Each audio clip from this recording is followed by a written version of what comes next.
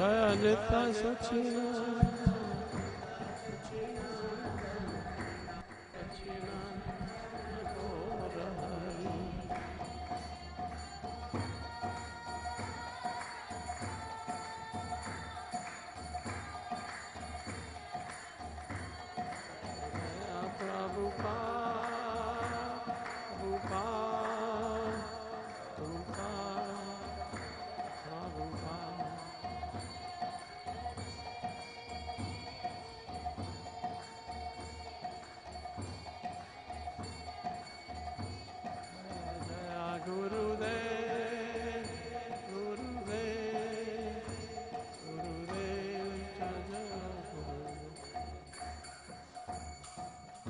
Thank you very much. Om Agyantu Randasya Jalanjala Shakaya Chakshuramitam Yena Tasmai Shri Gurve Namaha Namom Vishnupadaya Krishna Prasthaya Bhutale Srimati Bhaktivedanta Swami Tanami Namaste Saraswati Devi Gauravani Pacharane Shri Shunyavadi Pashchatai Deshatarane Jai Shri Krishna Chaitanya Prabhu Nityananda Shri Advaita Gadar Shivasadi Gaur Bhaktavedanta Hare Krishna Krishna Krishna Hare Hare Hare Rama Rama Rama Hare Hare. Thank you very much. Sorry for the glitch in the. There's an echo. A glitch in the computer system projection. Can you see the slide okay, or do we need to dim the lights? From the back, can you see?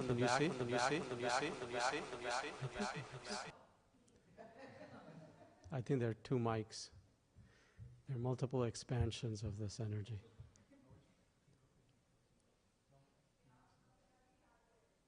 Okay, are we okay now? Yeah. Can you see Manasi Ganga Mataji in the back? You can see it, right? Okay. Okay. So I think we've all, unless if like we're living in a cave, we've all probably heard of, what's been going on in the world, right? How many of you have not heard of what's going on in the world? You haven't heard? Not at all. Okay. How many of you have not heard of what's going on in the world? No one? Okay. Right? We see, Tulsi, you're a college student. You're aware, right? Okay. So, Hare Krishna Prabhu. Nice to see you again. Ram Das Prabhu. So, I was inspired to speak on this for two reasons. One was, seeing the death and destruction and all those things that are going on in this world, with the war in Ukraine and Russia and between now Israel and, the Gaza Palestinians. And also, I was inspired to speak about this as a result of, I was in Houston last weekend at the GBC, North American Temple Presidents meeting, and there was some discussion about being relevant, the movement being relevant to society in general, not just the individual in general. So I was going to try to connect the two topics as best as I could, based on what I've heard, what I've read, and what I've contemplated. So I don't claim to have the answers, but just an exploration of the things that are going on. Okay? So the topic for today is suffering. Has anybody here not had some element of suffering in their lives or in their families or their society? Anyone? No? Everyone, right? It's something we're familiar with. So, and something we can meditate on. So the idea here is, I think most of us can agree that suffering is an undeniable reality of the human situation or human condition. Nice to see you, Gita Anjali Mataji. Hare Krishna. It's an undeniable condition for those of us in this world. in all circumstances, all ages, all genders, all ethnicities, all societies, all social class, etc., the rich, the poor, the middle class, etc. So it's an undeniable reality of the human condition, and we see that on a big scale it can affect many human beings, correct? Like what we're seeing with wars, famine, malnutrition, hatred, homelessness, drug addiction, digital media addiction, etc., right? It's affecting on a very large scale. And it affects on an individual level, each of us within our own bodies goes through the aches and pains of the day-to-day existence, our interactions with loved ones and our interactions with our superiors or our employers or those that we common phenomena. So we see it on a big scale and we see it on a small scale every day and almost every minute. So I think most would agree it's undeniable condition of material reality. So what is it that disturbs us about that? If it's undeniable reality, why do we get disturbed by it? Any ideas? It's not within our control. We can't do anything about it. Yes, that's one reason. What's another reason? Who said that? Lack of acceptance, yes. Yes, Mataji? I think we think it's not supposed to be happening. We're supposed to be having some other experience. That's right. We think happiness is our right. Most of us live with that, right? We think happiness is our right. So we endeavor for happiness. That's why we dislike or get disturbed by suffering. Because our lives are lived endeavoring for happiness, right?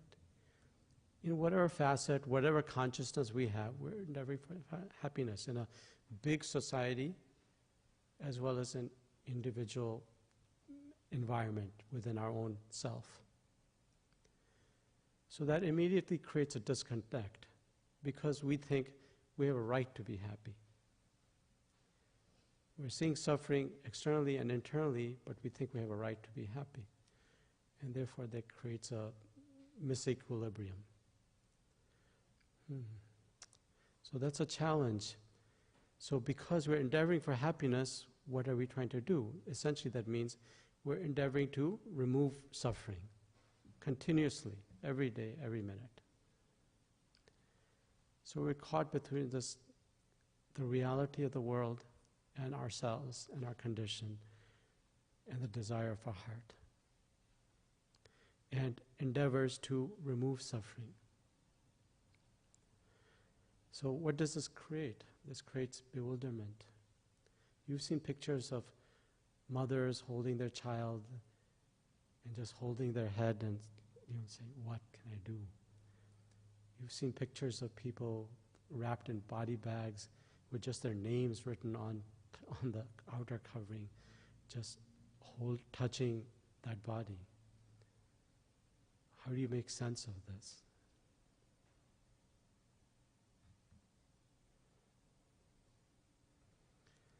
So naturally, when we're endeavoring for these things, to try to solve the problem, we get confusion. So then we try to identify a cause for our suffering.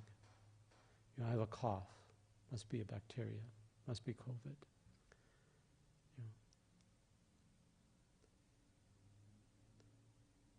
I can't get the house I want, the car I want.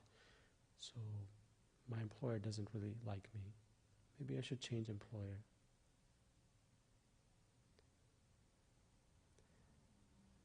My kids aren't behaving the way I want them to behave, It's causing me distress because they're wild. Maybe I need to engage them in some way.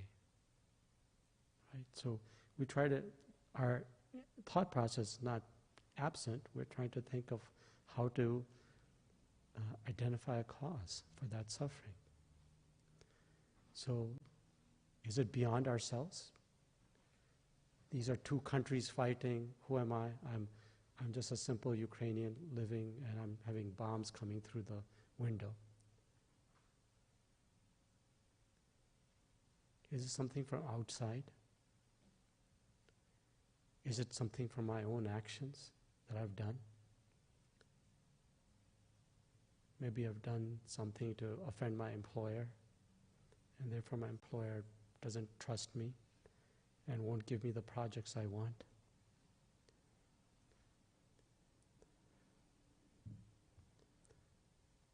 Is it God's will? I'm just born to suffer because that's the way the Lord wants it.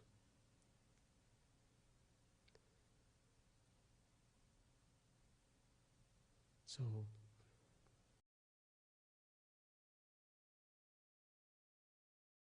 creates bewilderment. Is it me? Is it something outside of me? Is it that person? Madhuri Prabhu does me, so I feel sad. He doesn't do that, but I'm just saying. But is it me that's causing him to not say Hare Krishna to me? Or is it really him? Or is it just God's desire that I learn some humility? Are you following? Okay. Can I speak louder? Sure. Don't be. Thank you for telling me. My patients tell me that all the time.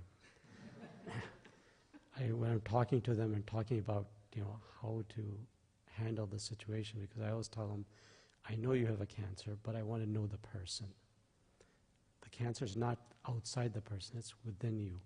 And to know how to best help you, I have to know who you are. And they like that, because we all want to be recognized as individuals.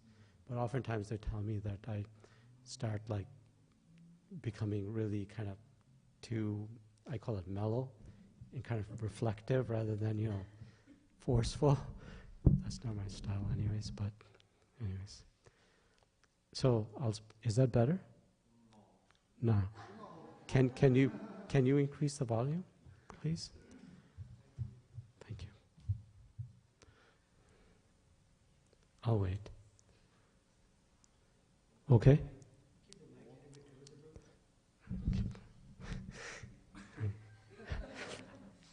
Okay. All right. So we're bewildered, identifying a cause, and there may be multiple causes in our mind too, right? Not just one cause. The world isn't so simple. Can you hear me better now? Okay. That should be basic. So Srila Prabhupada writes in Bhagavatam, Canto 1, Chapter 17, 22. In case of benefit, no one will deny that it is God sent. But in case of loss or reverses, one becomes doubtful about how the Lord could be so unkind to his devotee. So right now I'm starting to move into how a devotee thinks. I presented the problem. I'm now trying to present the devotee's point of view. So one becomes doubtful about how the Lord could be so unkind to his devotee. Tulsi, do you sometimes think that? Maybe. As to put him in great difficulty. Why me? I've seen devotees who have lost their faith because of some challenge that occurred in their life. I think you all have, right? It's a common phenomenon. So, what are the expert opinions on this matter? I may have an opinion, you may have an opinion. Shri Jaisacinandana Dev ki jai, Shri Lakshmi Narasimha Swami ki jai, Jagat Guru Srila Prabhupada ki jai. I may have opinion, a psychologist may have opinion, President Biden may have opinion, etc. But those are valid opinions. let's see what the expert opinions are. So, there's a pastime of Parikshit Maharaj, right? The famous one where Parikshit Maharaj meets, and I want to make this accessible to everybody. It's not a Bhagavatam class. So Parikshit Maharaj meets a man who's trying to harm a bull and a cow. And the bull represents Dharma, and the cow represents Mother Earth, Bhumi Devi. And so Parikshit Maharaj requests Dharma, what's going on here? And Dharma voices an opinion. Dharma says, O greatest amongst human beings, Parikshit Maharaj, it is very difficult to ascertain the particular miscreant who caused our sufferings because we are bewildered by all the different opinions of theoretical philosophers, right? You see that in modern day world, correct? So many opinions. I read New York Times, I get this opinion of what's happening in so-and-so. I read CNN, I get that opinion. I read BBC, I get that opinion, etc. So many different opinions. They talk to the person on the street, a mother, you get this opinion. You talk to the president or the prime minister, you get a different opinion. So that's the first thing Dharma said. And then the second thing Dharma is a bull. So the second thing he says is, some of the philosophers who deny all sorts of duality declare that one's own self is responsible for his personal happiness and distress, right? Is it within ourselves? Others say that superhuman powers are responsible. Is it outside of ourselves? God or the Devi Devtas? Yet others say that activity is responsible. My karma, it's my karma and guna. And the gross materialists say that it's material nature. I heard something very, very interesting. I read an interesting article 10 years ago in the New York Times saying, Mother Nature is not so motherly, right?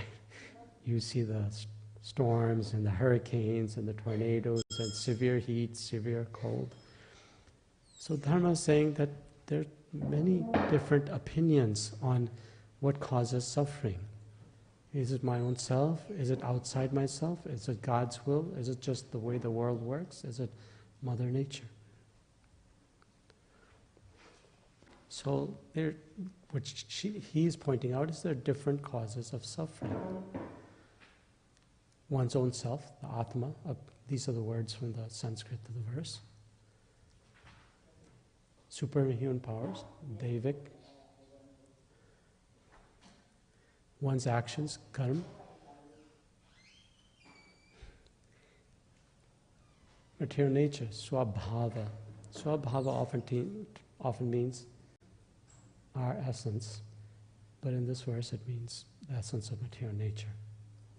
So there are opinions of, is it outside, is it within me, is it, in my activity, is it just the way of the world? So the ultimate cause, so Srila Prabhupada writes this in his purport, although the bull, who is Dharma, and the cow, who is Bhumi Devi, Mother Earth, knew perfectly well that the personality of Kali, the man in this symbolic process, that the personality of Kali was the direct cause of their sufferings. Still, as devotees of the Lord, they knew well also that without the sanction of the Lord, no one could inflict trouble upon them. Thus, even if the devotees see the mischief mongers, they do not accuse them for the sufferings inflicted. They take it for granted that the mischief monger is made to act by some indirect cause, and therefore they tolerate the sufferings, thinking them to be God-given in small doses, for otherwise the sufferings should have been greater. So a devotee will be inclined, a spiritualist will be inclined to think there's a difference between God's will. A lot of people say it's God's will versus God's sanction. So devotees will think it's within God's sanction that this activity should occur. This result should occur. and therefore it is the ultimate cause. So what to do? We want to be happy, yet we see suffering, and that causes us distress. We don't know the suffering is coming from outside, inside, or just the situation itself. So what should we do to help address such things?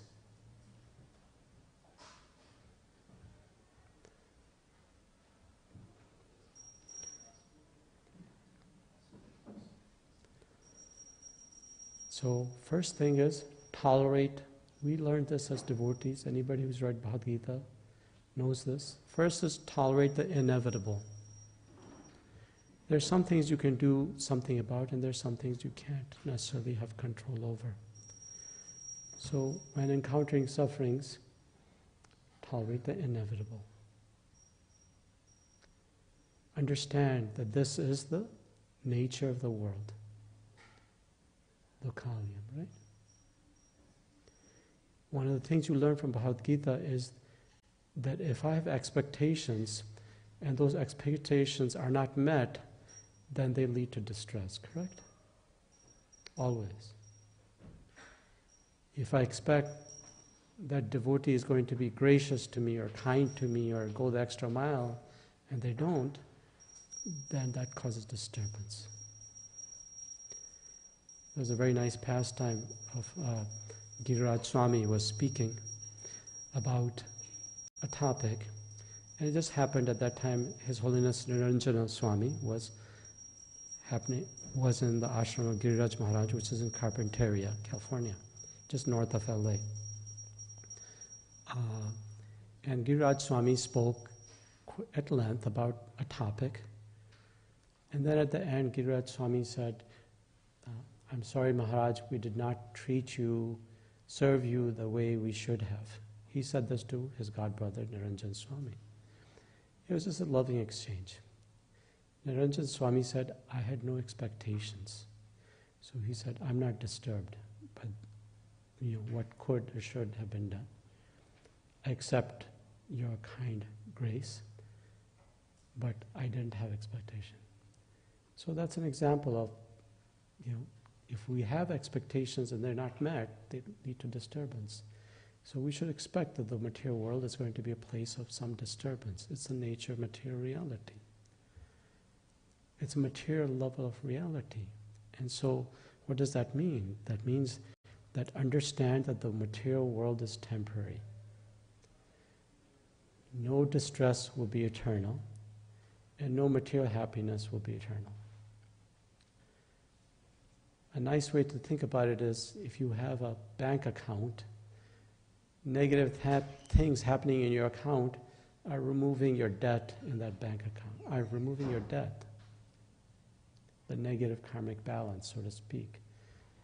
Materially positive things are just deducting your, punya, your materially positive things that you've accumulated. So this is temporary. The material world is temporary. Our relationships with family, friends, society, country, etc. is temporary. So understand that. Understand that the world is a place of suffering. Krishna himself states that to Arjuna, Dukkhalyam, Shashvatam. Not only is it temporary, but it's a place of suffering.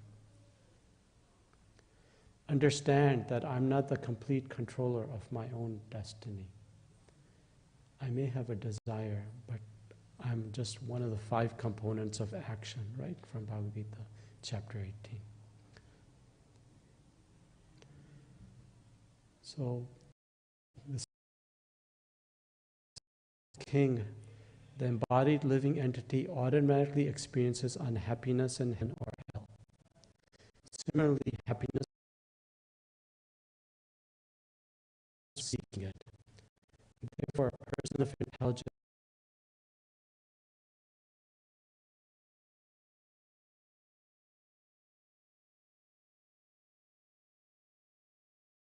samatvan equanimity, according to Bhagavad Gita. So understand the situation. Like sometimes I encounter this in patients who are newly diagnosed with cancer. Initially there's, of course, grief because it's taken the shelter of the material body and the expectation of eternity in the material body into a kind of a nosedive. And people need time to accept that. You cannot anticipate them just automatically accepting, disease and illness, especially potentially a fatal disease. But then after time, people get through what's called acceptance. They go through a grief phase and then acceptance phase. You see this when somebody's beloved passes away as well, when you take care of patients. There's a period of grief that people need time for, and there's a period that subsequently occurs, which is acceptance. So accept the material reality is what number one thing to do. And then people will usually go on, okay, what step can I take after acceptance?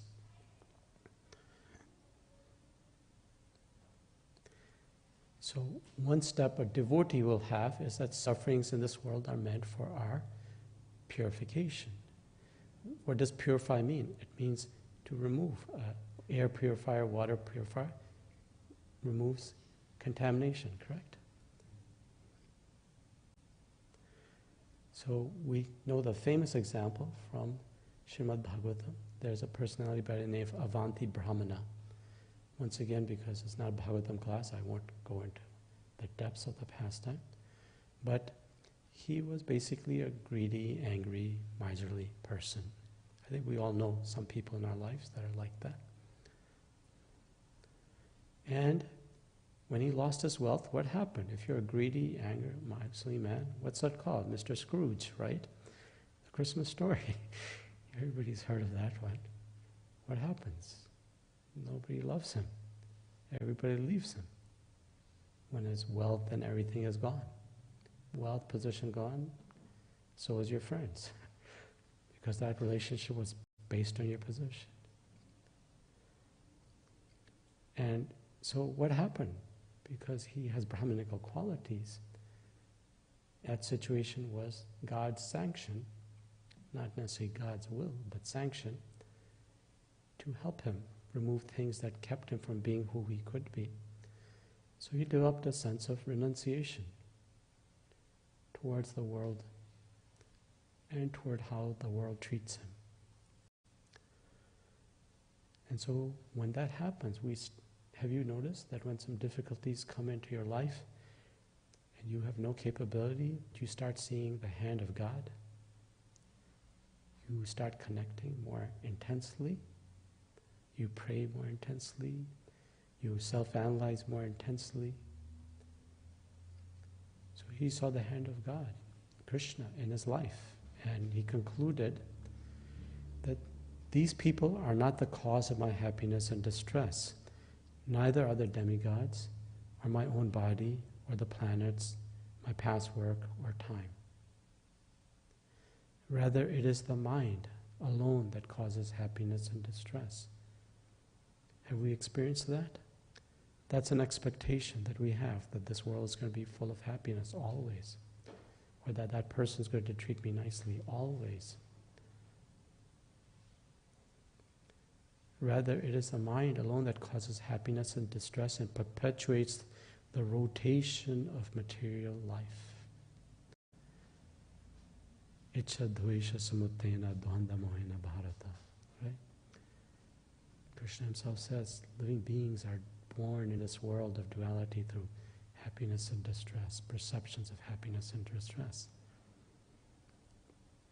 So the idea is, the tendency for most people is that suffering creates an atmosphere of blame, a blame game. No, this person attacked me, so I'm going to attack that person, kind of like that thing. Or the problem wasn't here, it was there. Blame person, blame society, blame country, blame the weather, blame God. So what is the proper vision and responsible action? Understand, sorry for the typo, the ultimate cause which is the Lord's sanction, but don't neglect taking, as devotees, sometimes we can be hard with people who are not in the movement. We don't necessarily experience their suffering. So understand the ultimate cause of the Lord's will or sanction, but don't neglect taking correct action. Do the needful. There's a pastime where Giriraj Swami talks about it in Juhu. Juhu was a big challenge and a big endeavor for Srila Prabhupada and his disciples. Very, sometimes tense discussions and a lot of hardships for those wonderful devotees. And there was a situation where they were really lacking resources, money, because they were trying to build a temple. So they were literally starving. So it came to Srila Prabhupada's attention that the devotees were so hungry that they were sucking on the ghee wicks. People know this pastime, right? The ghee wicks, because it had some butter in it, right? So Giriraj Swami was saying that Srila Prabhupada came to find out, and he asked, of course, management, and management said, your divine grace. And Srila Prabhupada stopped them and said, sorry, like in kind of a rebuke, does my divine grace desire that the devotees suffer needlessly? No. He said, that's not my will. That's not Krishna's will either. Giriraj Swami was saying this. So we should understand the ultimate cause is the Lord's sanction, but we should not neglect taking correct action. It's good to have understanding of immediate versus remote cause, but it's also important to have a mature vision and responsibility. Identify, so this is just practical. When you see this in your lives or others' lives, identify the immediate cause. Somebody is in pain. Let me get them something to help them. Somebody has joint issues and they're suffering by sitting on the floor. Let me get them a chair. Somebody can't hold a spoon while they're eating, so let me try to feed them. Identify the immediate cause. Understand the situation, but identify the cause at that moment. Address the situation properly according to time, place, and circumstance. Srila Prabhupada says this throughout the Bhagavatam. Kal Desh Padra, right? Multiple times. Address the situation according to time, place, and circumstance. And what are your abilities? Not everybody can be the Red Cross, but somebody can donate to the Red Cross. We have the example of the Pandavas and Parikshit Maharaj to sustain us, right? Pandavas were the intimate associates of Lord Krishna, and they saw suffering, but they didn't fail to act when it was time to do the rightful thing and take over control of the kingdom from Duryodhana. Correct? They did the needful.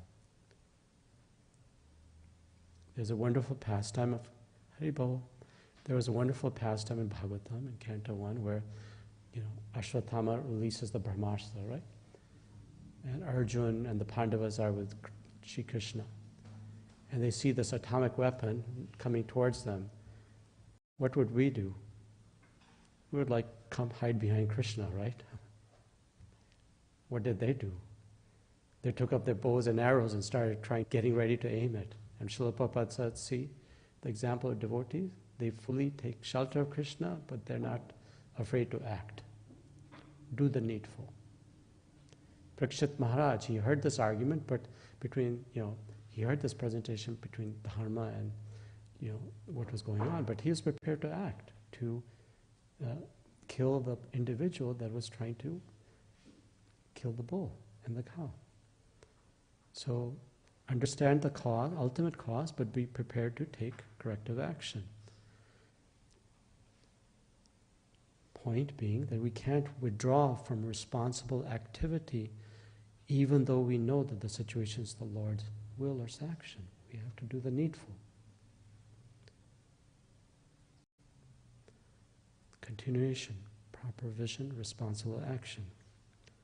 Address the situation with. So what should our mood be? Responsibility towards the damaged situation. We should take some responsibility. Not that I'm a devotee and I'm detached from the world. Internally, we should reconcile that it's the will or the sanction of the Lord, and that we should not necessarily be embedded in the external details of the situation and lose focus. We need to maintain focus. Otherwise, the whirlwinds of the world will sweep us over. This is like the example of, I see this sometimes where people are taking care of loved ones who are very sick. Like a daughter or a son or a husband, wife may be taking care of a patient who has end-stage cancer or going through tremendous treatment. I do treatment where people like lose 40 pounds in 5-6 weeks.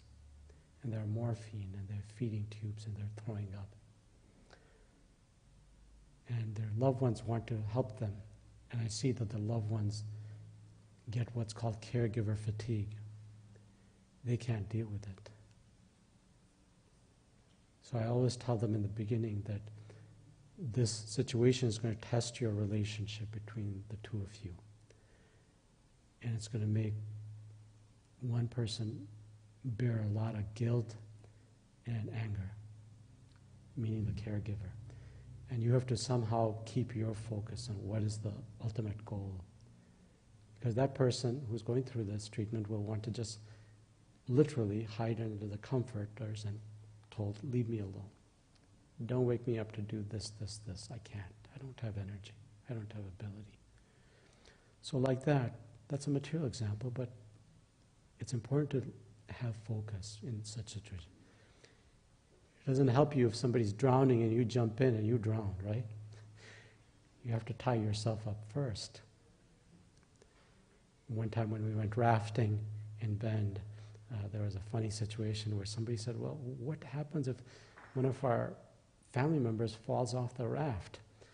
And the leader said, the worst thing you can do is try to bring them back into the raft, because what will happen?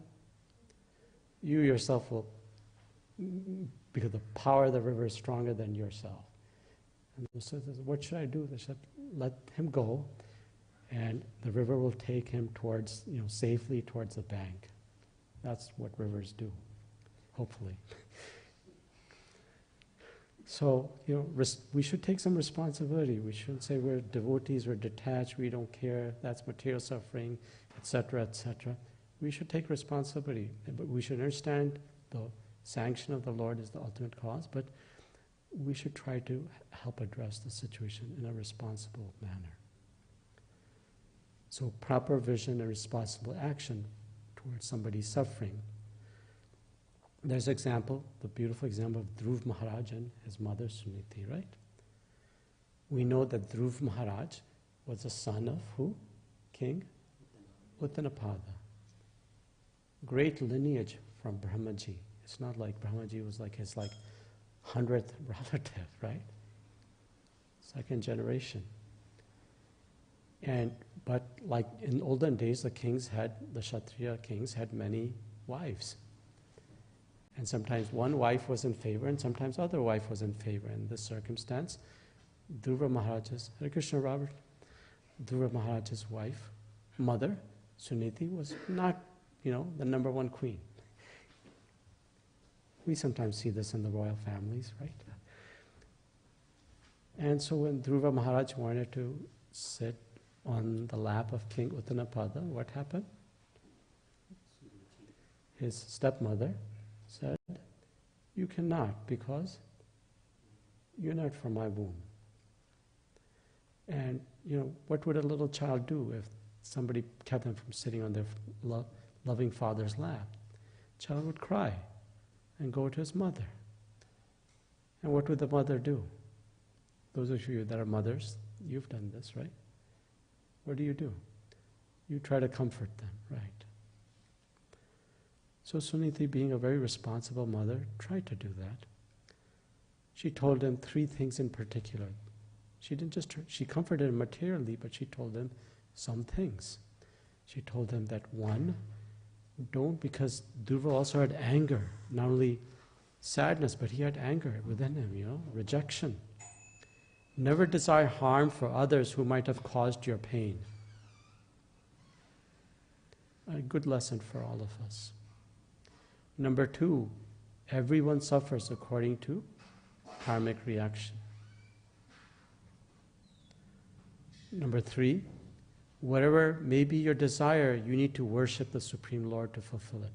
So kind of reconnecting his compass. Instead of going between bereavement and anger, kind of trying to direct him to the North Pole. Don't lose focus of who you are. So instead of Suniti, his mother, instead of blaming Surichi or King Uttanapada for the suffering of Dhruva and indirectly her own suffering, because a child's suffering is a mother's suffering, right?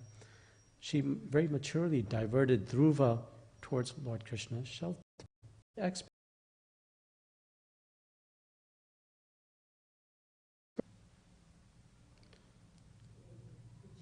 Continuing.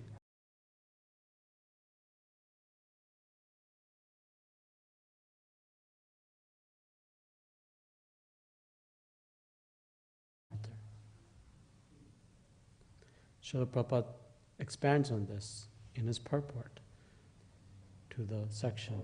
He says, both the mother and the son were lamenting Dhruva Maharaja's having been insulted by his stepmother and his father, having not taken any intervention to prevent this insult. But mere lamentation is useless. One should find out the means to mitigate one's lamentation. Thus both mother and son decided to take shelter of the lotus feet of the Lord, because that is the only solution to all material problems. Now once again, we're not talking about being blind and not facing reality and acting responsibly, but having a focus.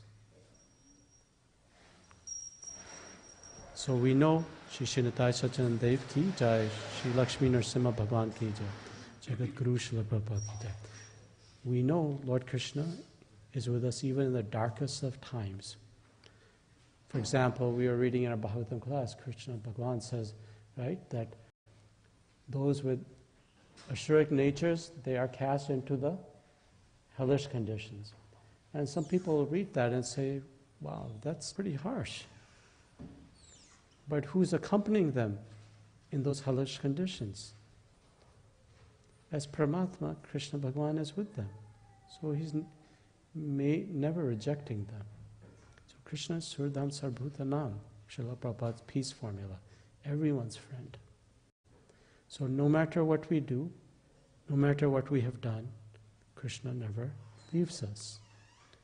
No matter what we do, no matter what we've done, Krishna never leaves us. So we need to understand that.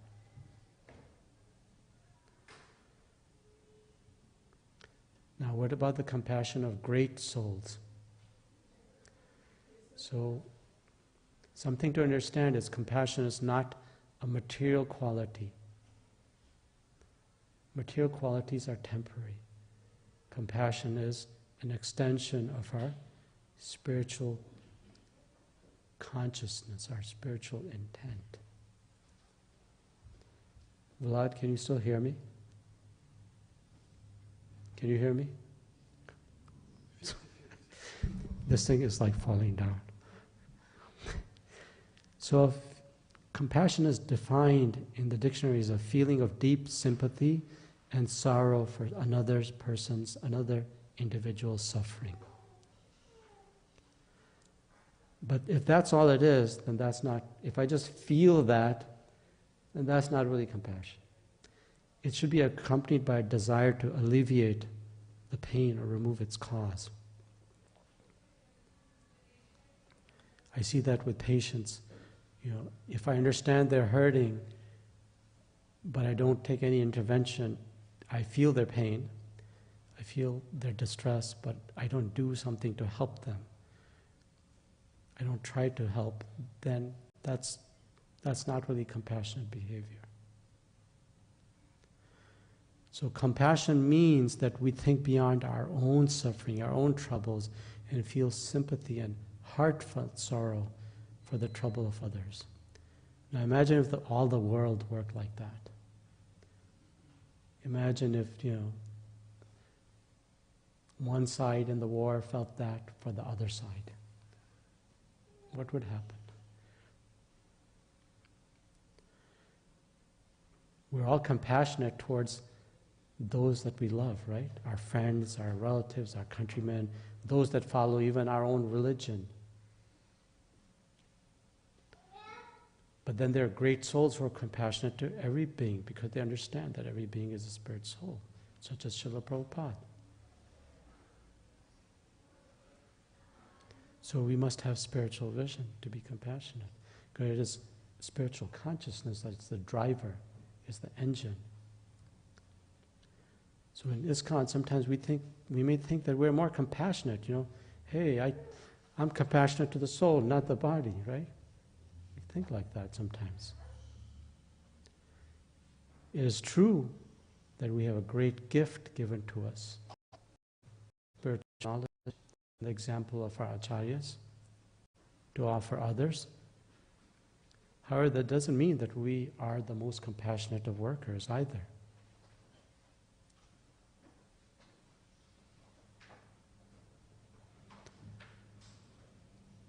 And it also doesn't mean that those who are working in less glorious ways but are giving more of themselves selflessly are not expressing compassion, Like sometimes I see devotees say, they're just feeding the body, Sometimes there's arguments between devotees whether there should be food for life, etc. But there are those who don't even call themselves devotees that do glorious, compassionate service. Many workers. I was reading about the UN in Gaza. They're getting killed. And vice versa in Israel. Many workers in this world sacrifice even their own lives for chosen causes, even though those causes may offer only temporary relief, right? Get them some water to those who are there trying to help. So what could be motivating except a sense of selflessness, compassion, based on empathy that there for the grace of God am I.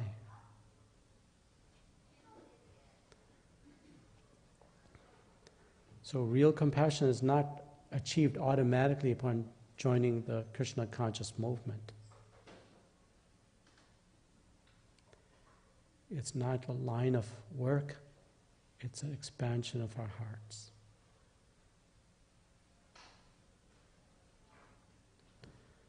Srila Prabhupada shows us this by what he says in Srimad Bhagavatam. This is from the preface. We must know the present need of human society. And what is that need? Human society is no longer bounded by geographical limits to particular countries or communities. That's why Srila Prabhupada came to the West. Human society at the present moment is not in darkness of oblivion. Some may question that nowadays. It has made rapid progress in the fields of material comforts, education, economic development throughout the entire world. But there's a pinprick. You know what a pinprick is, right? There's a pinprick somewhere in the social body at large, and therefore there are large-scale quarrels, even over less important issues. There's need of a clue as to how humanity can become one in peace, friendship, and prosperity with a common cause. Sound relevant to today? So Srila Prabhupada's example is engagement with the world is the model for ISKCON, not detachment from the world. Engagement with the world is the model. So how do we do this? Engagement should be authentic. Authentic meaning our power and our purity come from what our acharyas have given us. I'm sorry to keep going. So our approach needs to be a foundation based on theology. Otherwise we become superficial and inconsistent and go with the fad of the day. So it should be authentic, but should also be relevant. What is it, the need of our community? There's homelessness, let's go every Saturday and feed the homeless. But what are our challenges or limitations? I may not be able to do it, but let me support somebody else who is. So engagement should be authentic based on our knowledge and our focus, but it should be relevant. Giving some people who are starving, something like a book is nice, but you still have to feed. So what are the building blocks for engagement? Number one, although the world is a difficult place, we're duty bound as devotees and as members of this world to try to improve it. How do we know this? Krishna himself, he knows the nature of the world, right? That it's temporary, it's disturbed. He told it to Arjuna. But does he say, okay, I'm staying in Vaikuntha, I'm staying in Golok Vrindavan all the time? Yes, in one way he does. But he descends. Even though he knows that the world will eventually kind of go back to point zero. Yet he does it. So we should understand that it is our duty to help those in the world that are going through distress and make it a better place. Because we need to understand that, yes, in one way the Krishna is different than the world, but he's also non-different. The creator, he's not just the creator, he is creation. Janmadhyasya yataha. He's not just the creator, he's creation itself. Point 2. Point 3, God is personal. Personal means God has relationships, right? Can I have a relationship with a glowing light? No. Can I have a relationship with Ram Das Prabhu? Yes. He's a person. I'm a person. To have a relationship means that I make myself vulnerable to that other person's happiness and distress. Do we have an example of that? Sure, Damodar pastime. It's a demonstration of Krishna being personal. The Brajbasis, their distress is Krishna's entire existence. Krishna's a person, he has relationships, he exposes his vulnerability. He's not a god of hellfire and brimstone. A person. The world is a personal place. If you read our scriptures, the trees, the stones, the rivers are all persons, correct? Krishna was there and the stones were melting. The rivers were moving towards him. There's a wonderful example of the Prachitas. When they appeared, there was like fiery anger in them, and they were destroying all the trees, just burning them. Narad Muni came and was very smart. He said to one Prachita, he said, why don't you marry that person? And that person happened to be the father of the trees. And Narad Muni was smart enough to know that, hey, that created a relationship between the Prachitas and the trees, and so then they stopped burning the trees. We should understand, since the world is a personal place, that we should look at the world in terms of having a relationship with it. Not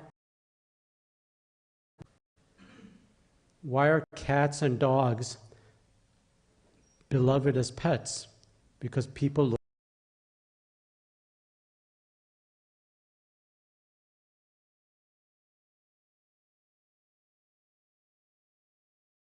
looked as animals for slaughter, because they're viewed as a resource. So the world is a personal place with relationships, and we need to think like that.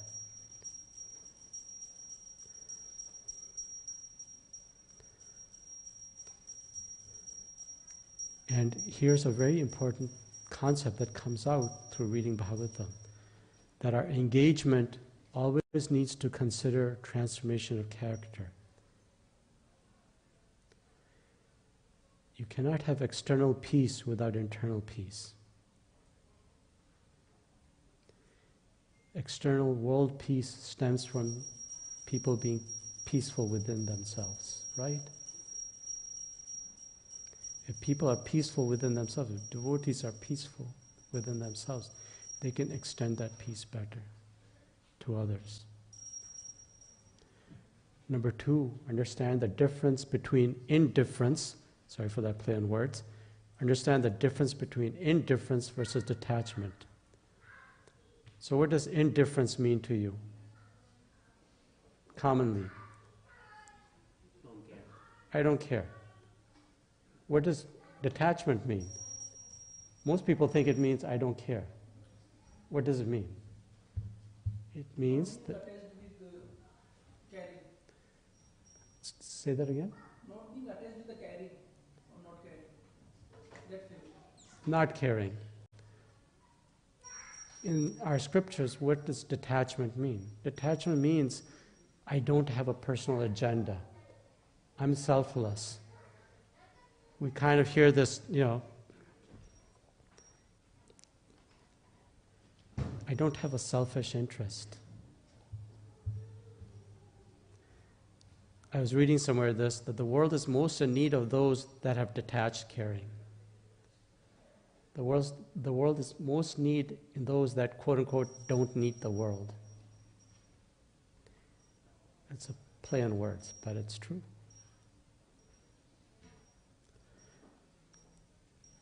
We should understand the difference between vairagya. Vairagya means renunciation, correct?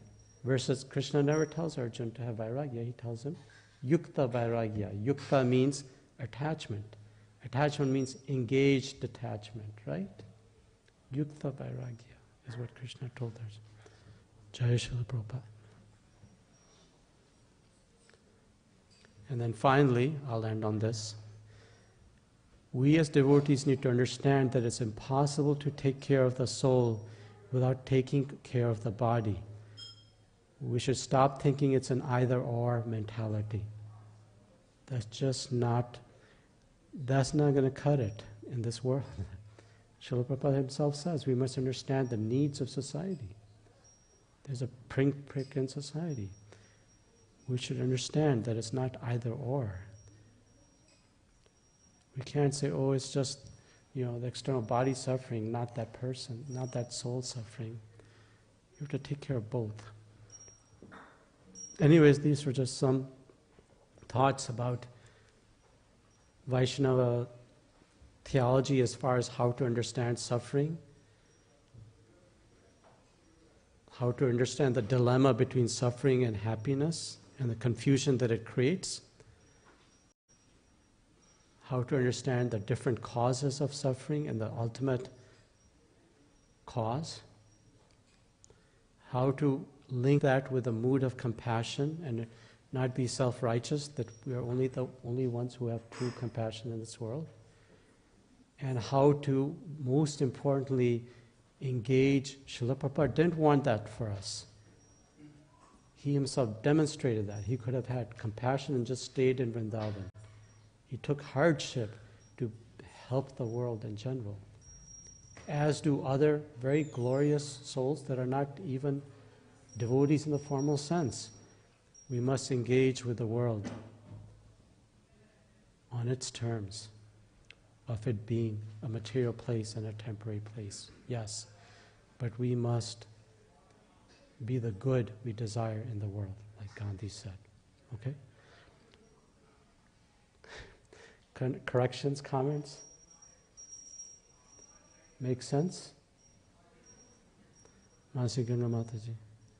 Hi, Krishna Prabhu, that was a very inspiring class, and it helped us feel comfort. And I just want to remind you of Prabhupada exactly 50 years ago first started telling us that it will get worse. We're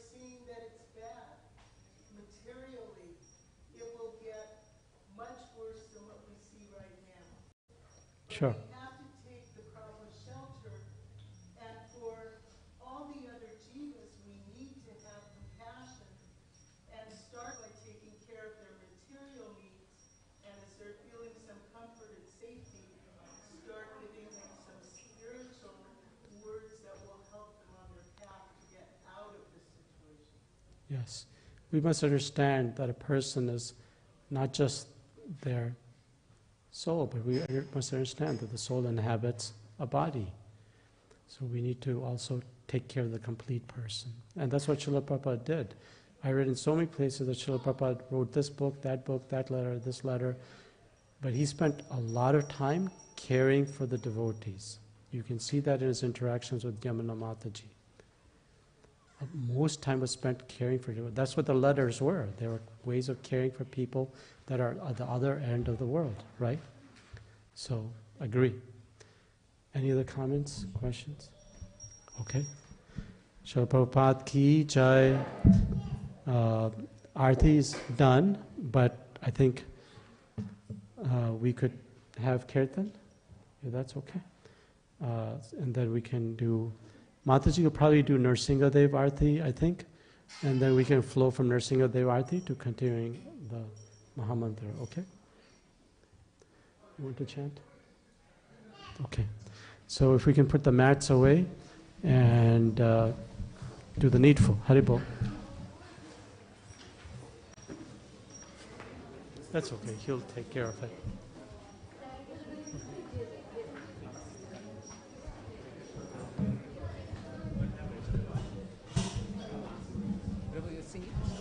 Yeah.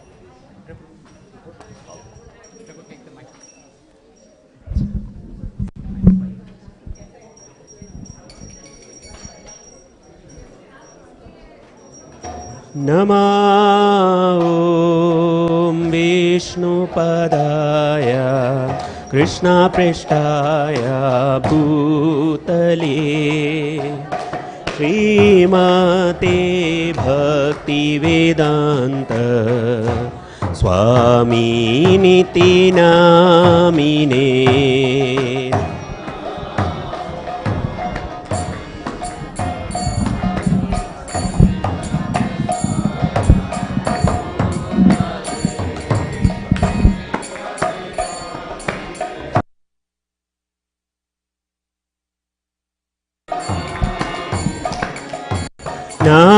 Namaste Saraswati Devi Gauravani Pracharine Nirvishesha Shunyavadi Pasyatya Deshatarine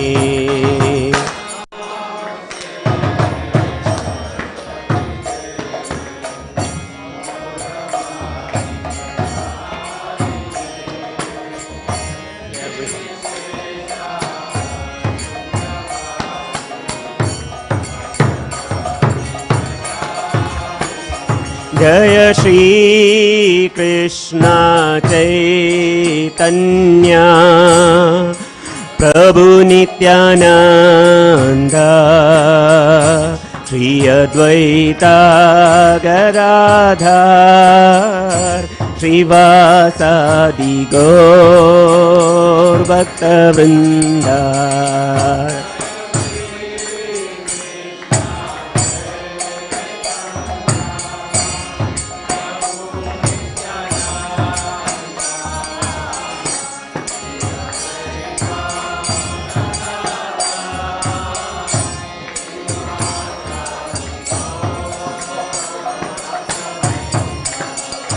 Jaya Shri Krishna Chaitanya Prabhu Nityananda Shri Advaita Gadadhar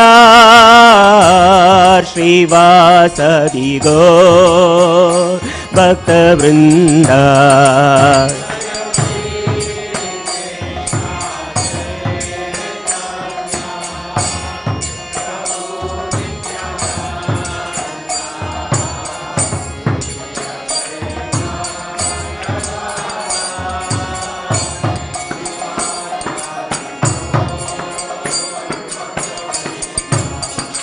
जय श्री कृष्ण चैतन्य प्रभु नित्यानंद श्री अद्वैता गदाधर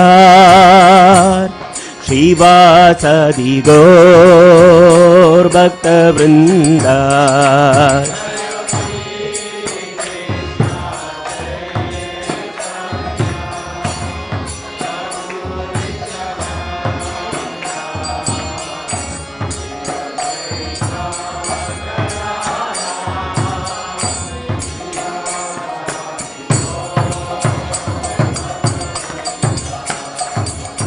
नमस्ते नरसिंहाय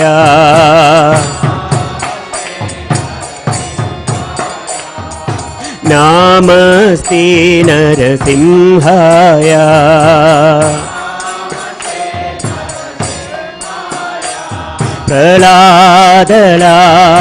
प्रह्लादलाददायिने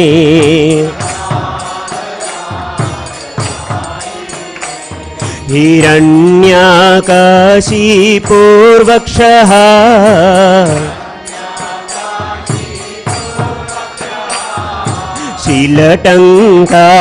शीलटङ्कानकालये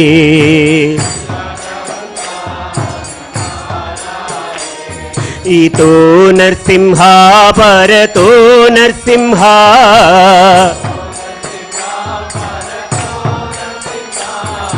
यतो यतो यामि ततो नरसिंहा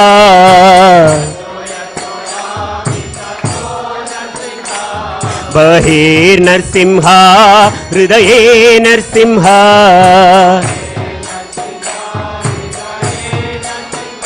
नरसिंहमदिं शरणं प्रपदे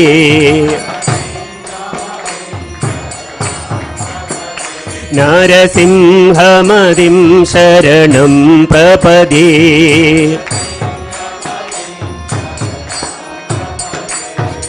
तव करकमलवरे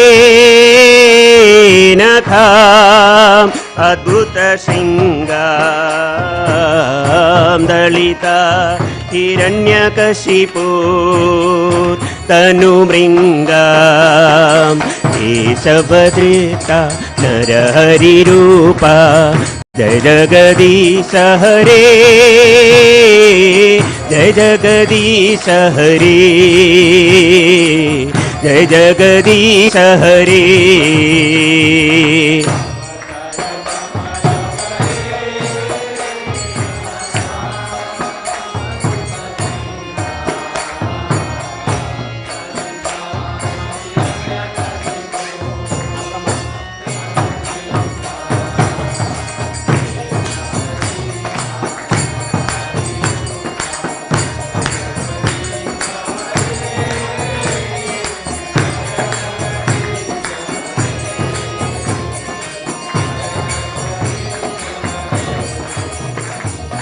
तव करकमलवरे नखामद्भुतशृङ्गां दलिता हिरण्यकशिपूर् तनुभृङ्गां केशवधृता नरहरिरूपा जय जगदीश हरे जय जगदीश हरे जय जगदीश हरे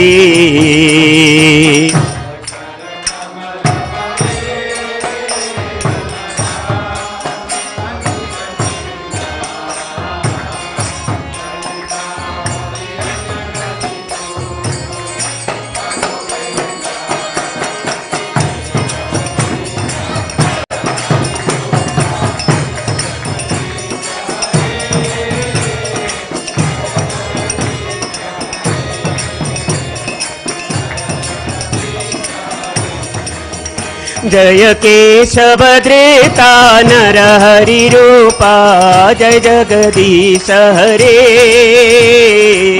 जय जगदीश हरे जय जगदीश हरे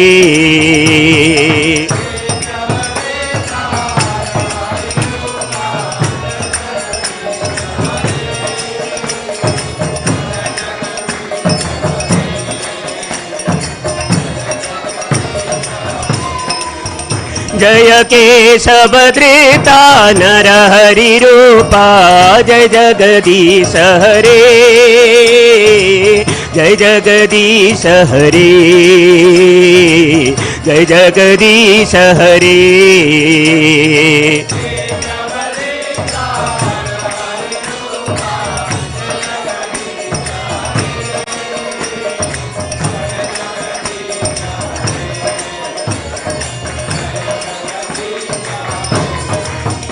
हरे कृष्णा कृष्णा कृष्णा हरे हरे हरे राम राम राम हरे हरे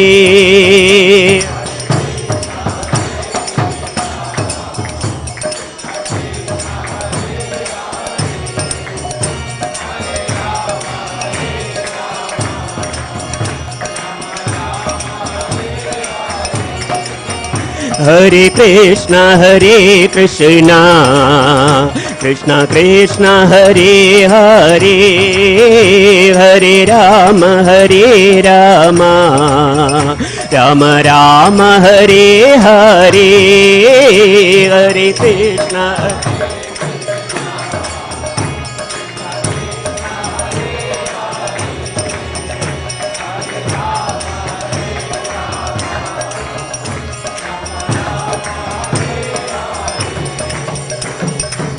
हरे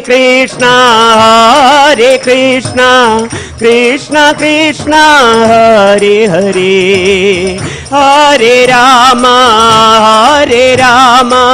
राम राम हरे हरे हरे कृष्णा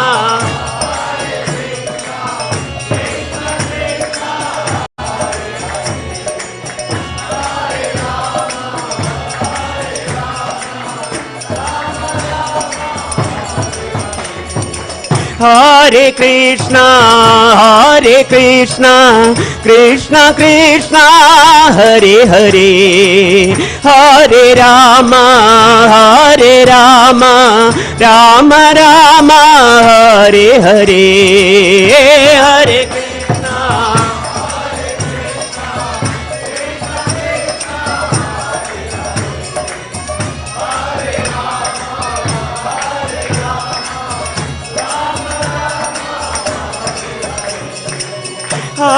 कृष्णा हरे Krishna Krishna Krishna Hare Hare Hare Ram Ram Ram Hare Hare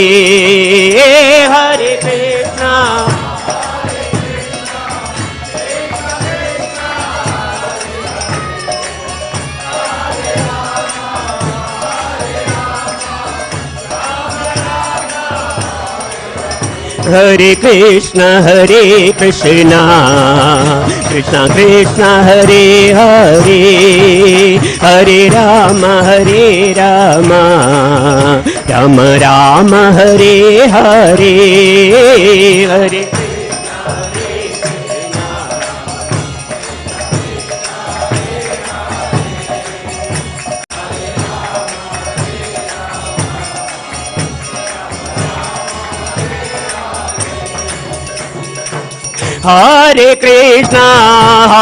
Krishna Krishna Krishna Hare Hare Hare Ram Ram Ram Hare Hare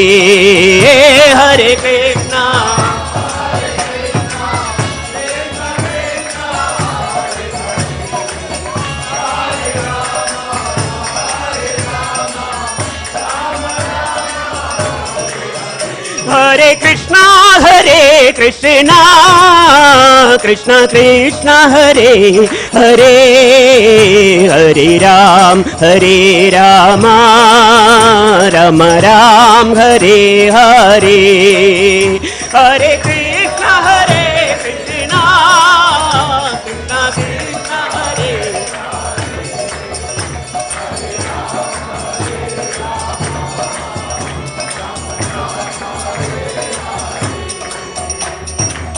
Hare Krishna, Krishna Krishna, Hare Hare, Hare Rama, Rama Rama, Hare Hare.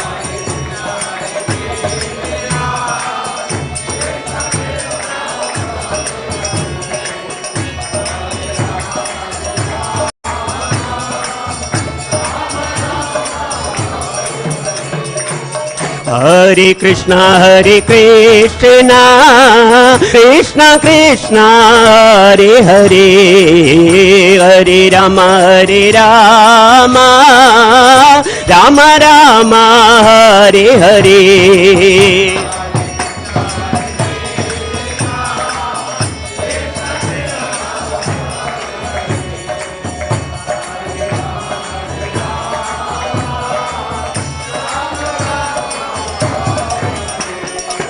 Hare Krishna,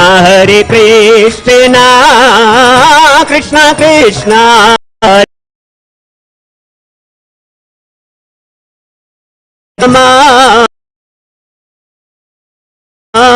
Rama Rama, Hare Hare.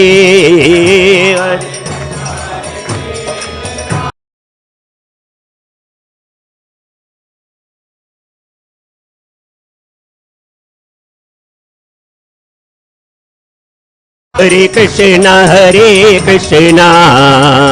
Krishna Krishna, Hare Hare, Hare Rama, Rama Rama, Hare Hare, Hare Krishna.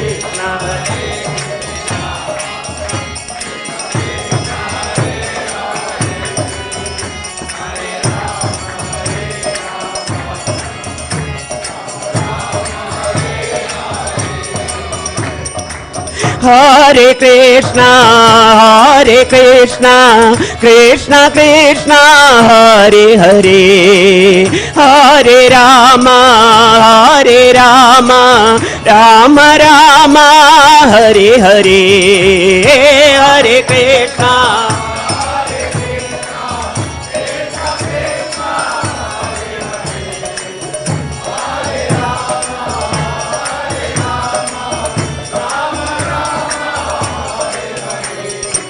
Hare Krishna, Krishna Krishna, Hare Hare, Hare Rama, Rama Rama, Hare Hare, Hare Krishna.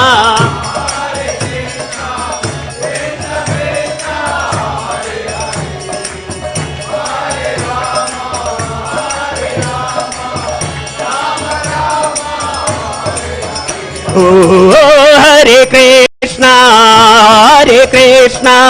Krishna Krishna, Hare Hare, Hare Rama,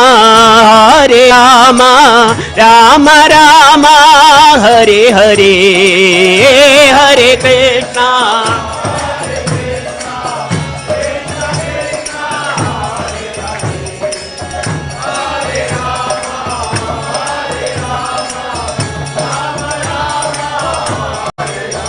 Hare Krishna, Krishna Krishna, Hare Hare, Hare Rama,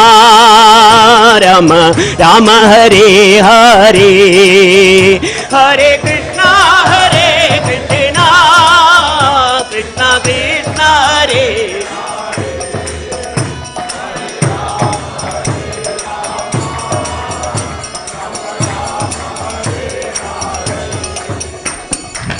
Hare Krishna,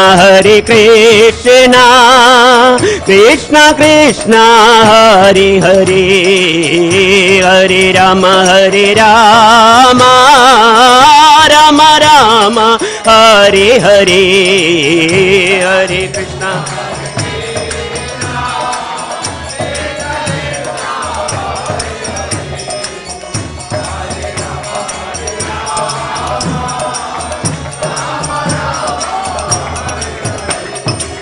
Hare Krishna, Krishna Krishna Krishna Hare Hare Hare Rama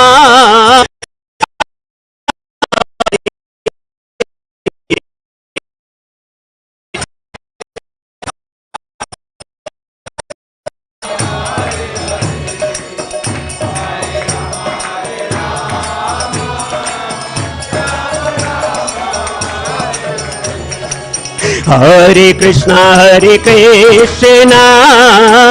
Krishna Krishna Hare Hare Hare Rama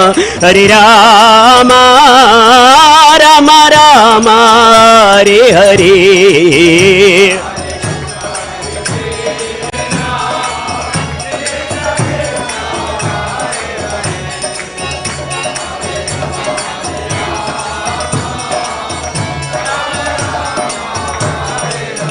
जय निताय सच्चिनंदन निताय सच्चिनंदन निताय सच्चिनंदन गौर हरि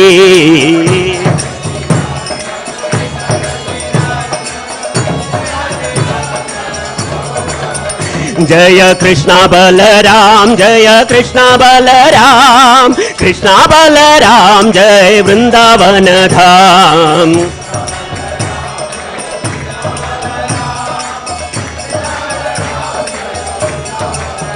जय लक्ष्मी नरसिंह जय लक्ष्मी नरसिंह जय लक्ष्मी नरसिंह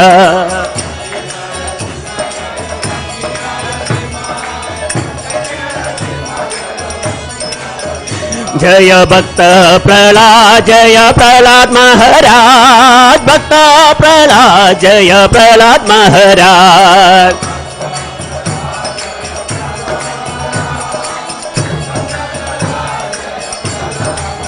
जय प्रभुपादा शील प्रभुपादा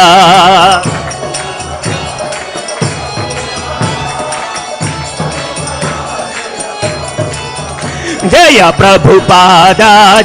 प्रभुपादा शील Prabhupada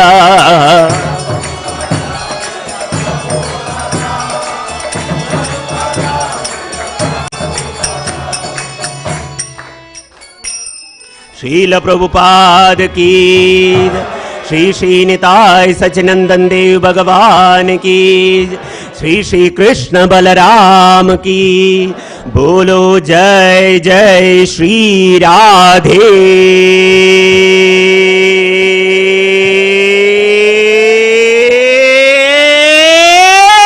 Shyam. We can do much better. Yes, we can call from the heart. Krishna is listening. Be vulnerable, open your heart, open your mouth loudly from the heart. Please call out for the mercy of Jai Jai Shri Radhe.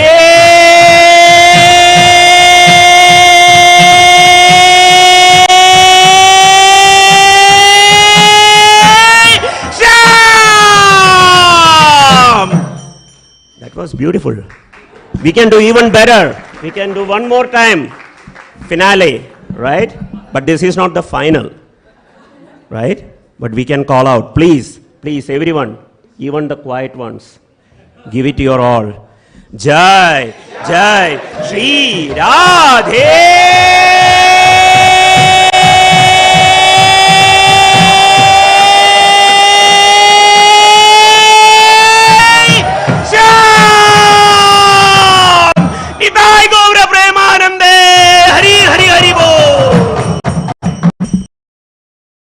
Vishnupad Paramhans परिव्रजक आचार्य अष्टो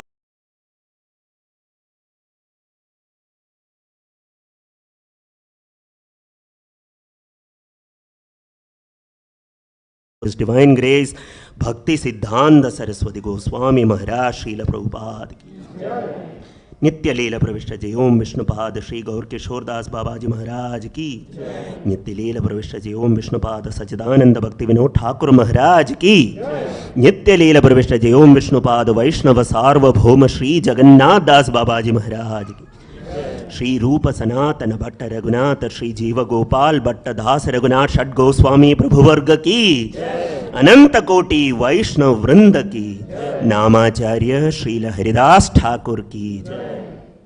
प्रेम से कहो श्री कृष्ण चैतन्य प्रभु नित्यानंद श्री अद्वैत गदाधर श्रीवासादि गौर भक्त वृंद की, श्री श्री राधा कृष्ण गोप गोपीनाथ श्याम कुंड राधा कुंड गिरि गोवर्धन की जय।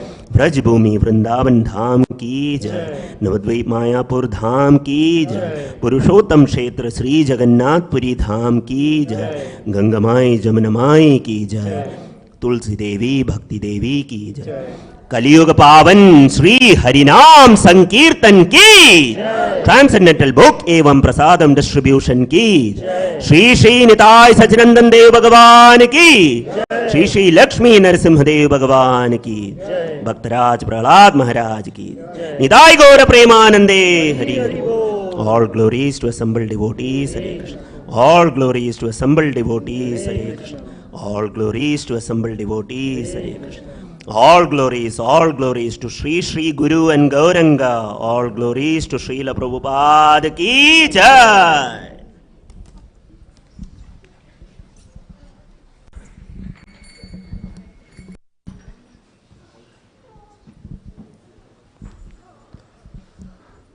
Here. Say Hare Krishna. What do you want, sir? Go ahead. Hare Krishna, Krishna Krishna, Hare Hare, Hare Ram, Rama Rama, Hare Hare. He will not give back. Give. Yes. He's crying that he's not getting more chance to chant. May you continue to cry for Krishna. Hare Krishna. Thank you all very much. Well, I think, Sripada Mataji, do you want to speak about Srila Prabhupada? And then we'll make announcements, and then have prasadam. And then Kirtan will be ongoing, I think. So please come. Hare Krishna.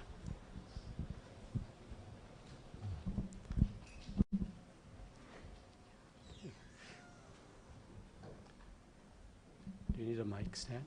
Do you want a mic stand? No, I'm okay. Okay. Hare Krishna. So I wanted to share this. This is a letter that Srila Prabhupada wrote to Hansadutta in November 1971.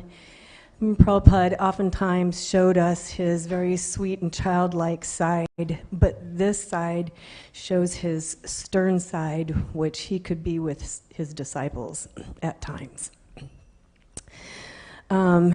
This has to do with, and it's interesting because Jaisacinandana Prabhu was talking about Yukta Vairagya, so this has to do with the difference between Palgu Vairagya, which is artificial or false renunciation, and Yukta Vairagya. Regarding your question about incense, Kurandar has just informed me, Kurandar was the temple president in LA for quite some time, has just informed me that our Spiritual Sky Incense business is making now $1 million a year to spend for Krishna. How can that be Maya? My Guru Maharaj used to say, anything material, if it is used for the service of Krishna, it is a mistake to give it up. Because I have understood this principle, he used to appreciate me in front of my God brothers. I have given this idea all along. Why you big leaders do not understand it. You should take it to heart as a guiding principle that somehow or other we always please Krishna by doing what is practical and necessary, according to time and place. Not that we should be whimsical, but one test is that all the devotees should be satisfied. They have given their lives to Krishna, so we should see they are always happy. Their service is voluntary. It is not that we can force anyone to do anything. If we do, they will go away, and that is a great loss. Everyone must be encouraged to do what he likes to do for Krishna. So if someone likes to do business for Krishna, let them make $1 million for Krishna. Srila Prabhupada ki jai. Yukta Vairagya. Hare Krishna. I guess we'll start with birthdays. So I think this entire week had a confluence of birthdays. Please help remind me. I know I'm seeing some devotees here who I know it's birthdays, but I know Krishna Kesha Prabhu's birthday was on, why do you look so stern? You don't want me to say this? Gayatri. So Krishna Kesha Prabhu's birthday was on Thursday, and Bhaktirasas was on Friday. Sorry. I have so many things going on in my mind. Tomorrow is Sridhar Prabhu's, the new devotee coming into our congregation, Sridhar Prabhu's birthday. And I'm sure I'm forgetting other ones. Can you shout out? Pavamana Prabhu's birthday was Monday, right? Pavamana Prabhu, he's cooking. He's going to go to India to be with his mother for a little bit. She's going to get some spine surgery. So I'm sure he would be very grateful if you kindly pray for her well-being. He's such a dedicated, selfless individual that Krishna goes with him wherever he's at. So let us pray for his mother's, wonderful mother's well-being. Any other birthdays that I'm forgetting? Yeah, Madhahari Prabhu's father's birthday. Hey, Bol Prabhuji. How old are you now? Going well, yes. Yes, you are. Hare Krishna. Anybody else's birthday? Yes, on Shaktimati. On Monday as well? So I don't see, is Vidisha here? I don't see Vidisha today. Abhimanyu Prabhu? She's downstairs. Okay, well, please wish Vidisha a happy birthday as well. I'm sure she'll appreciate it, right? Any other birthdays or anniversaries? Oh yes, of course, how could I forget? So Vidagda Madhav Prabhu, where is he? Oh, Haribol, congratulations. And was yours the same day as Pallavi Mataji's, or? Yours was Wednesday. Yours was Wednesday. So I see Pavamana Prabhu, Pallavi Mataji on Tuesday, you on Wednesday, Vidagda Madhav, Krishna Kesha Prabhu on Thursday. Who? Oh, right. Was on what day? The brother. So I'm sure I'm forgetting others, but let's loudly welcome wish them. Oh, you had your hand raised.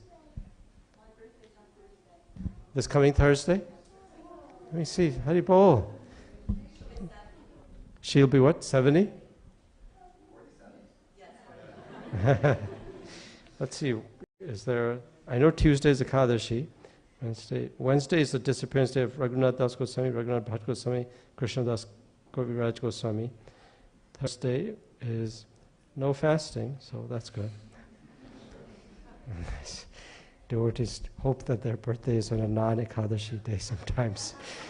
So I think anyone here for the first time?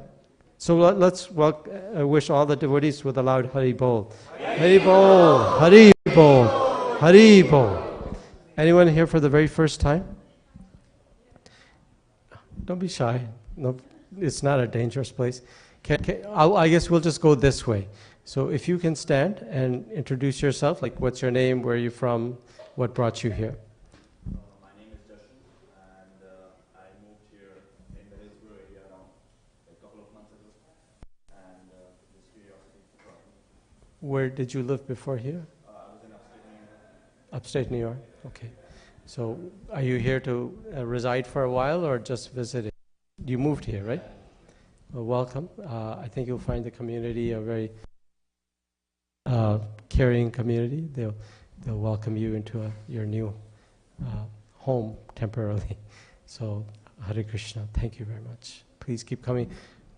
And those that are new, you can sign in this magenta 3-ring binder, and that way you get temple reminders. We have a wonderful website maintained by some very wonderful devotees, iskonportland.com. So easy website to look into. Anyone else here for the very first time? Yes. 3. Hi. Yes, and then Mataji? And your wonderful daughter? How is she? 6. So she can, we have a Sunday school that's going on, and it's an opportunity for her to be engaged, in a manner that she finds fun. So please consider. Is Anjana Mataji here? I don't see. Are any of the... Okay. Mother Mataji is there, and she'll welcome your wonderful daughter nicely. If you want to bring her, there's no cost, etc. So please engage her. They just have to register, okay? Okay, thank you very much. And you live in this area now? Yeah, we're from Bethany. Okay. And we moved here a couple of months back. From? We are basically from Kerala. Yes. We were living in Bangalore. I see. Well, the Prabhu who just had his birthday, he's from Kerala also. So amongst friends in that way. So please sign your name and put your email ID and name in here, and visit our website and see what opportunities are present. Thank you very much. And I think someone else? Yes. You can sit if that's easier for you. So my name is Sita. Sita? Yeah. For- You live in Hillsborough. Guyana has a long history of a very active ISKCON movement there as well. I know of devotees who've been doing that for decades. So, are you related? Huh? It's your daughter? Usually most mothers will jump up and say, my daughter is here, but you're equally shy. Mataji, from the first day she came to the temple, was immediately in the kitchen wanting to help in whatever humble way. Wonderful. Your mother is very wonderful. Please keep coming.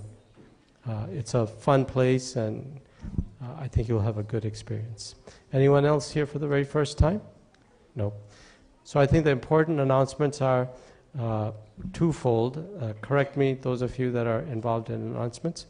One is that Damodar month is going to start on October 29th. And so I think, come, be comfortable.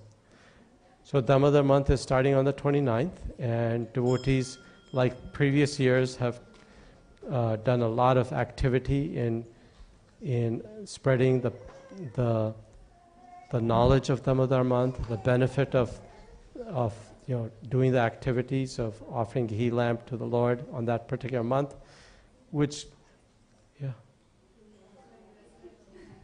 Oh, okay. Haribol. You can speak too, because you have more intimate knowledge. But please take it upon yourselves to allow devotees to come to your home. You don't need to do anything. They come with a kit with everything that they need. You just need to have your families there. Nothing else required. So I'll let Premrupa Madhavi Mataji, Damodar Mataji speak more about this. It starts on October 29th, and then the other thing on October 29th is, by popular demand, is Priyanka Mataji is probably taking care of baby, but Ashish Prabhu is here, right?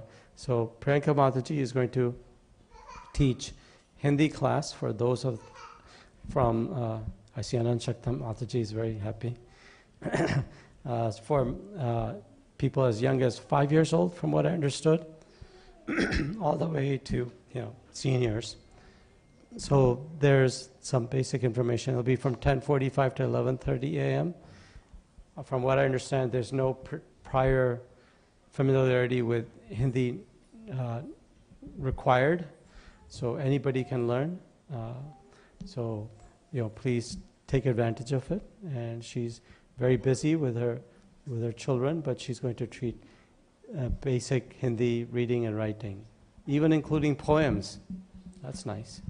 So that starts on the same day, right, as Damodar month, on the 29th.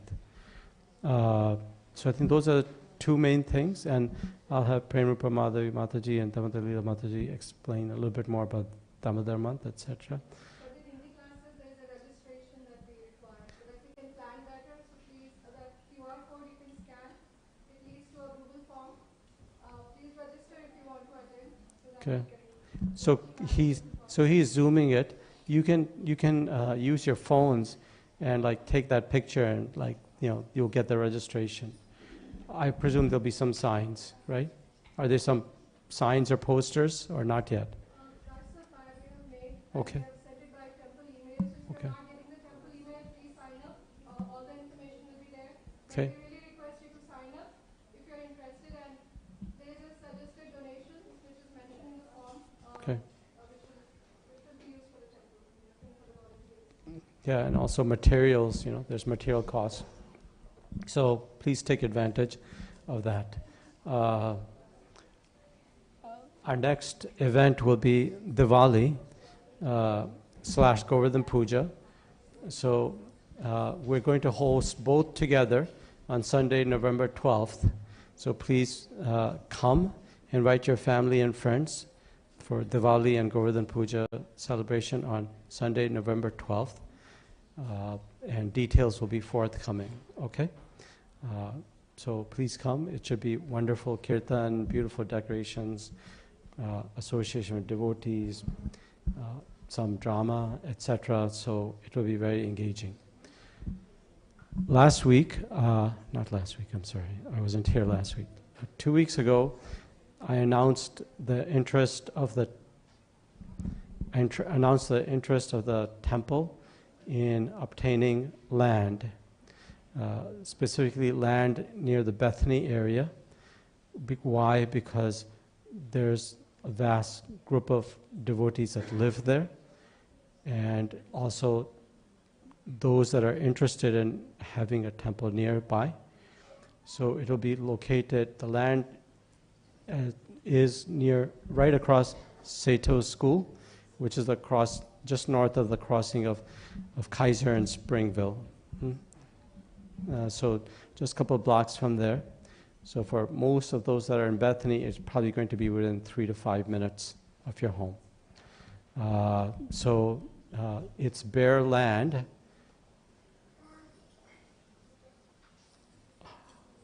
Hare Krishna. So it's bare land. There's not going to be a structure in there, so a temple means a building. So the endeavor is going to be to try to put up a structure and purchase the land as quickly as we can. So the land is owned by a builder, and the builder is selling it. It's I mentioned the details, and we can get into it more later. But it's designed to be convenient. It's designed to be expandable, have plenty of parking, and hopefully allow devotees to go to a temple in the morning, have darshan of the deities, chant their rounds in front of the deities. Srila Prabhupada created this program, right? And most of us can't do it because we're too far away or work. Evening you come back, you can come to the temple, have prasadam, have darshan of the deities, etc. So it's an opportunity. I don't think such opportunities will be commonplace in Bethany area, given how built out it's become. I think it'll allow our temple to grow and afford opportunities for those that live there. For those of us I live 45 minutes away, etc., and I know other devotees live Camas, Battleground, etc., Salem, Corvallis. So for us, it'll be a little bit closer than driving here if you don't move. So please let us know if you're interested. We will, if you're interested in it, or being part of a group that's going to be actively involved and trying to get resources together for such a venture, then let us know. You can see management, myself, Vanmali Prabhu, Madhusudan Prabhu. You can see others, Damodar Leela Mataji, etc. if you have that interest. We want to collect a group of devotees that have, serious interest in this process and a desire to help, and then figure out how we can get the resources together. Such ventures require money, as you all know. To buy a house requires money, to buy land requires money. We have the blessings of our GBC, Badrinath Swami. He felt it was a fantastic location and also a tremendous economic value. So we can discuss that more. I think before discussing about money, we have to decide as a congregation, whether we're wanting to seriously move forward, because one person's not going to be able to do this, 2 people won't. It'll take our entire congregation. But what we'll have at the end is something wonderful and spectacular. And it's what Jaisacinandana and our beautiful Radha Krishna deities that have been resting for a whole long time deserve. Because we moved from the warehouse facility to here to enable service of Jaisacinandana in a better way. And what happened? Our congregation grew, our outreach grew, our activities grew, initiated devotees grew, Shastric knowledge, awareness grew, right? Kirtan groups grew. A generation of young devotees got enthused with lots of different things, seriously studying Shastra, performing Kirtan, etc. So whenever the deities is how our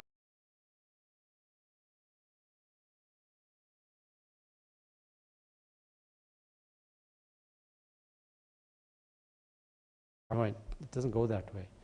Be part of it. Be part of it. Share your ideas, share your enthusiasm, etc. We need you. If we don't, then we won't be able to do it. One person cannot do this. Okay? Questions, comments? Sridhar Prabhu? I understand in the last announcement, we made an offer to the landlord. What is the latest status? The landlord, is the owner, which is Polygon Builders, accepted the offer.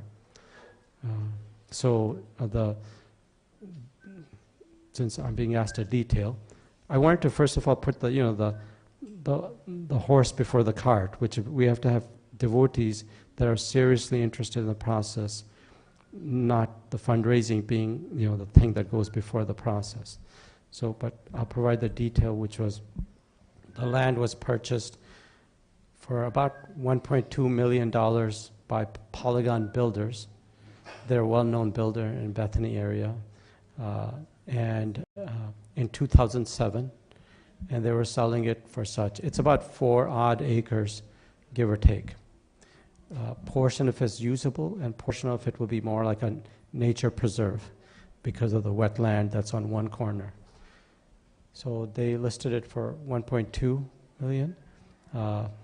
We have the good fortune that Rahul Thakur Prabhu, was the one who brought this possibility up to management. And his enthusiasm was infectious and his support was likely. So originally the cost was 1.2 million for this property, which for Bethany is a pretty excellent value. And then we kind of went back and forth in bargaining.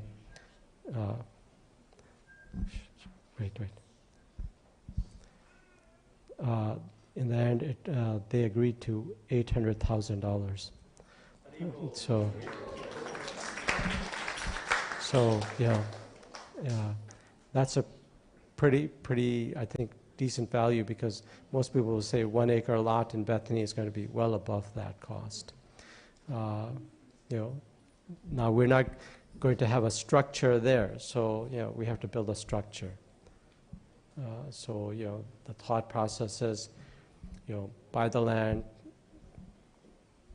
raise the funds, build a nice structure, and do it in a modular way so we can build upon it. We may not have our dream structure at the get-go, and then we'll see how to move the deities from here to there in a nice way, and also wrap up here and then shift there. That's the idea. Yes, go with them, Prabhu. Have you guys surveyed the land to make sure that it's Yeah, so the way it goes is that Raja Prabhu, who's you know him? Have you met? He wears many hats, one of which is construction and building. So he went to the county and they said it is buildable. Portion, that's a great question. The county won't share like tremendous details until they have a intent between us and the builder. So we got that letter of intent after some back and forth negotiation. But they told him that actually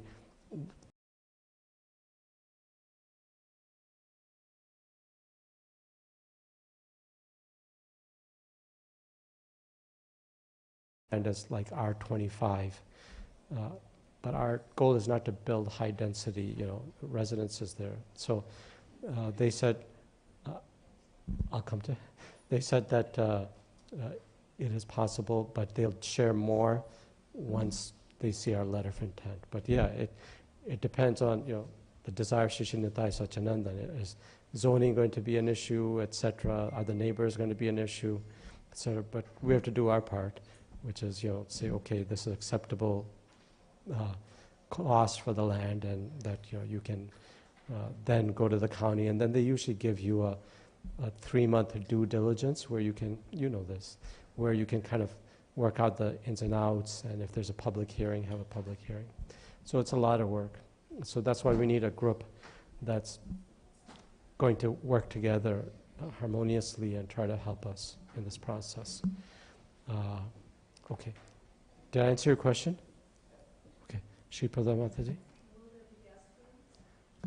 I think that's the idea eventually. Temple construction, I was just at North American Temple Presidents meeting, has skyrocketed in cost because of materials and labor, obviously. So it kind of depends on, our resources that we have.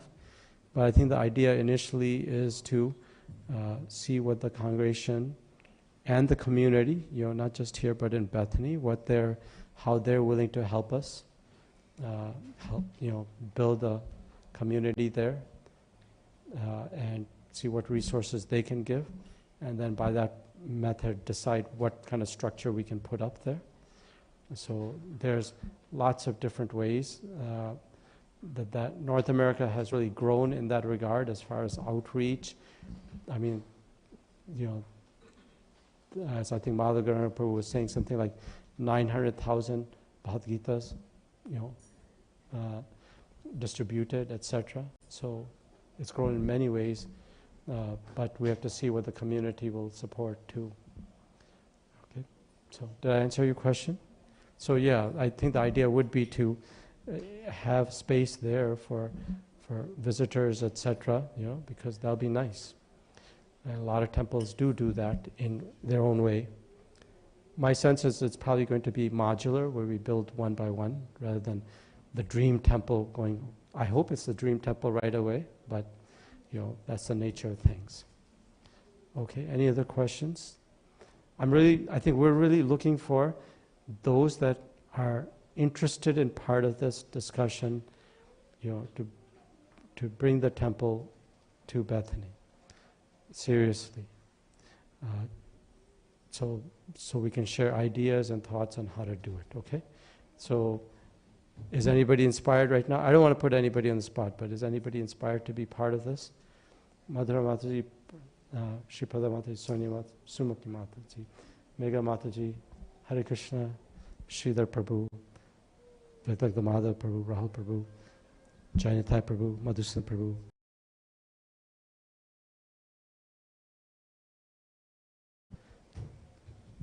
Srinivas Prabhu. Why not more hands? Nobody rest of you want? Hare Krishna. It should be like this. Okay, well I think we have a good group, but others can participate too. We need your help. Okay? Because we'll then be able to hold even a bigger Janmashtami. Right now, we had like 2,600 people visiting last Janmashtami, and we were just like running out of space. And parking is an issue, etc. So we need space in a meaningful way. Okay, we'll have prasad If you have questions, definitely come see me. If you want to be part of the group, let me know. And then we can have prasadam. So prasadam prayers. Oh yeah, Damodar Leela Mata. Here, why don't you come here? And then, where's Prem Rupa Madhavi Mataji? Is she here? Okay, do you want to speak in her place? The two of you can also add. Mataji, I think, wants to talk about this and then the Hindi thing, or we discuss that? Okay. Because not everybody is part. So this is a QR code. Just scan it, and if you're not part of the temple WhatsApp community, please get added. We are sending announcements by email, as usual, always, but also on the WhatsApp, so that could be a useful thing. Prabhu? No, this is the other QR code, but I can help you if it's not working. I can guide you. Yeah.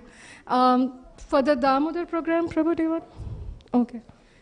So we have Damodar programs, and I'll tell while Madhavi is here. So we have been doing it for many years. Actually, Prem Rupa Madhavi Mataji brought that idea from Bahrain because they used to do it in the Bahrain area.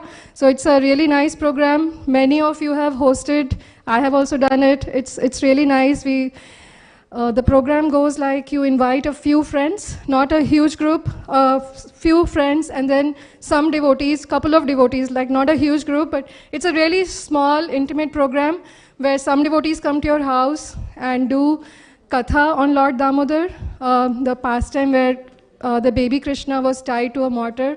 It's a very, very sweet pastime with lot of learnings which we can apply in our life. So we tell the Damodar Katha, we sing Damodar Ashtakam, and we offer ghee lamps to a picture of Lord Krishna, which we give to the host as a gift. So it's a very small, very sweet program which you can do, and we use it as an outreach program because we do so many programs at the temple, but this program goes to your homes. So it's, and you can invite people who probably would not know about the temple, and it really goes from circle to circle to circle. So it has been very, very helpful. We have reached so many people through the Damodar programs in the last few years, and we hope to continue doing that. And lot of devotees do that. So from all the way from Camas to Corvallis and all the cities in between, wherever you are living, whether it's Bethany, Hillsborough, Lake Oswego, Camas, Corvallis, devotees will come to your house and do it. So if you have any questions, if it sounds interesting, please let me know, or Madhavi know. I think she came and went. And Jaisacinandana Prabhu, like a lot of us do these programs, and it's totally free of charge. All we need is your interest in that program. Thank you so much. Hare Krishna. Hare Krishna. So thank you very much. We can have prasadam, so please go ahead, go up the stairs and take honor prasadam, okay? Are we going to have kirtan? Yes. So a group of devotees will stay here and have kirtan as well. So thank you very much. इनके लिए mic चाहिए होगा. You can check. महाप्रसाद गोविंद